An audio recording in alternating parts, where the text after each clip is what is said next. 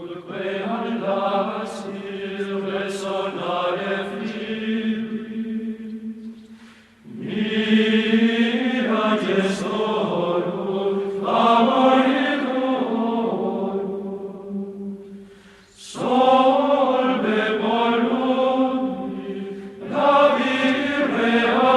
ever there were a time to act in a spirit of renewed multilateralism, a moment to create a United Nations of genuine collective action, it is now. Now is our time. A time to put the United back into the United Nations. United in purpose, united in action. The time has come for the world to move in a new direction.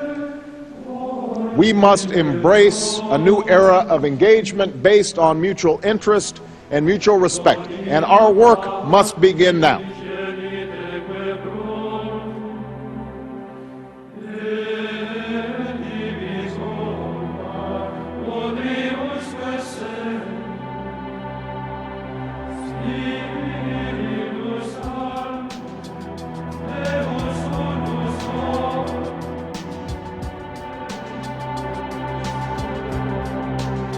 And the president outlined his vision of a new world order in which the US would participate fully, one rooted on 4 basic principles. Today, let me put forward 4 pillars that I believe are fundamental to the future that we want for our children. Non-proliferation and disarmament, the promotion of peace and security. The promotion of peace and security. The preservation of our planet, and a global economy that advances opportunity for all people.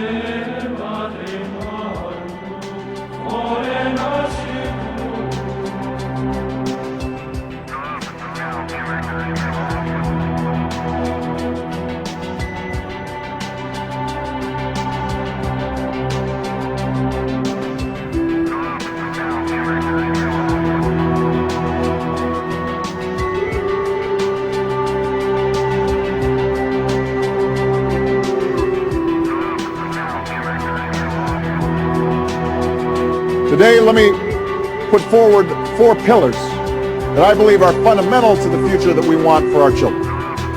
Your 4 pillars. We will brand your prophecy and sacrifice them on the altars of science. Then bring your church down upon you. Vatican City will be consumed by light, a shining star at the end of the path of illumination.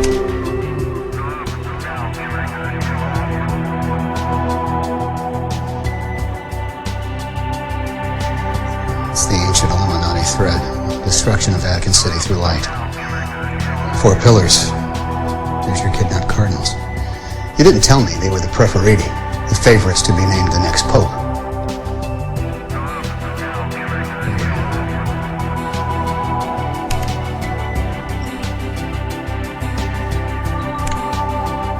We will destroy your 4 pillars.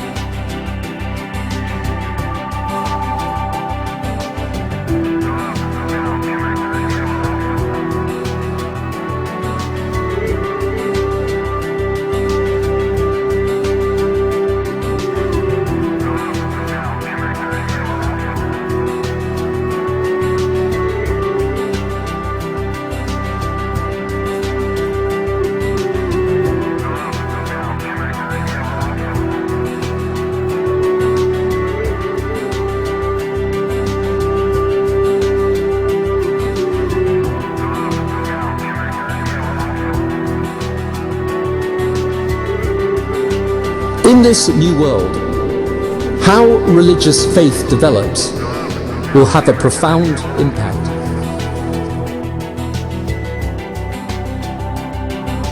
make no mistake, this cannot solely be America's endeavor.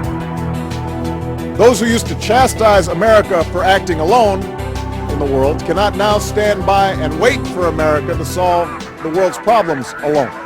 It's better not being socialist. We have sought, in word and deed, a new era of engagement with the world. Now is the time for all of us to take our share of responsibility for a global response to global challenge.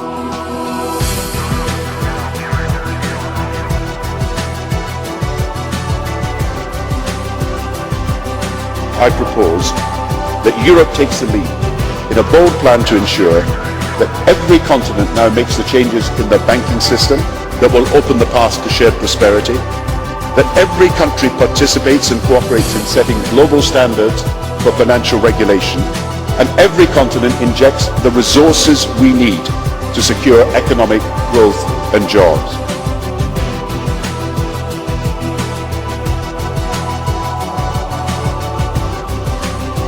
I propose that Europe takes the lead.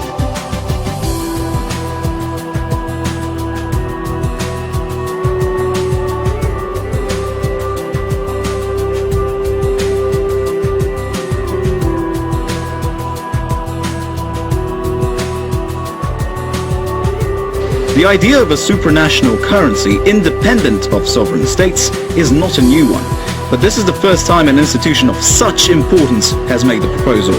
The United Nations says it wants to go back to the idea of special drawing rights, or SDRs, and make it into a proper currency. The International Monetary Fund will then provide liquidity when and where it's needed. The IMF could act like a world central bank that steers the global money supply. A new reformed International Monetary Fund in which we welcome greater representation from the emerging economies and which must have at least 500 billion of resources, twice what it has today, must be empowered. But this crisis has reminded us that without a watchful eye, the market can spin out of control. A truly global society which is sustainable for all, secure for all, and fair to all. And let me repeat, I believe that the European Union is uniquely placed to lead in building this future. It must be a peace which rests on the cooperative effort of the whole world.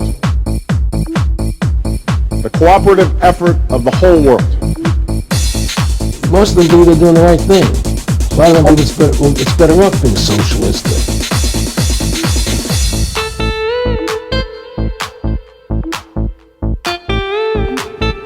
The world must stand together to demonstrate that international law is not an empty promise, and that treaties will be enforced. Now, never in recent years have we had an American leadership so keen to cooperate at all levels with Europe. America has no better partner than Europe. So starting with the EU-US summit a few days from now, when President Obama comes to Prague, we can transform that summit from just an annual meeting into an unstoppable progressive partnership to secure the global change that the world now needs.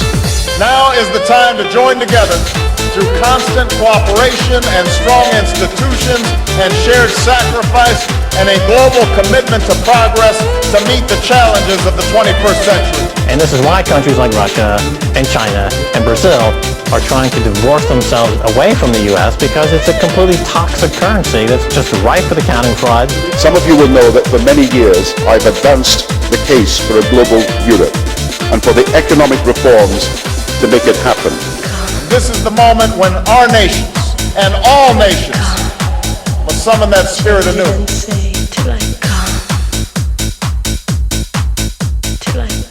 Questioning church rulings on scientific matters. They radicalized them. The Purga created a darker, more violent Illuminati.